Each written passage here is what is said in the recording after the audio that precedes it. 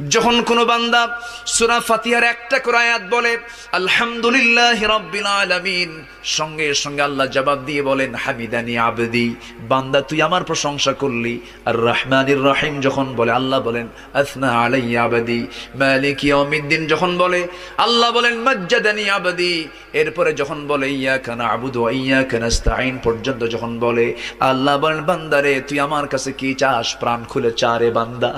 ইহদিনাস সিরাতাল মুস্তাকিম থেকে শুরু করে নিয়া ওয়ালাদ-দাল্লিন পর্যন্ত যখন বান্দা বলে তখন আল্লাহ বলেন বান্দা নামাজের মধ্যে এমন প্রেমের খেলা খেললি বান্দা, তুই যা চাইলি সব আমি আল্লাহ কবুল করলাম। ওই বান্দা যখন রুকুতে যায় আল্লাহ তখন অস্থির হন। ওই বান্দা যখন সিজদায় যাওয়ার জন্য প্রস্তুতি নাই, সমস্ত ফেরেশতাকে ডাক দিয়ে বলেন ও ফেরেশতারা, এই বান্দাগুলো আমাকে দেখলো না, রাসূলকে দেখলো না, কোরআনকে দেখে হাদিসকে বিশ্বাস করে আমাকে খুশি করার জন্য তার সবচেয়ে সম্মানজনক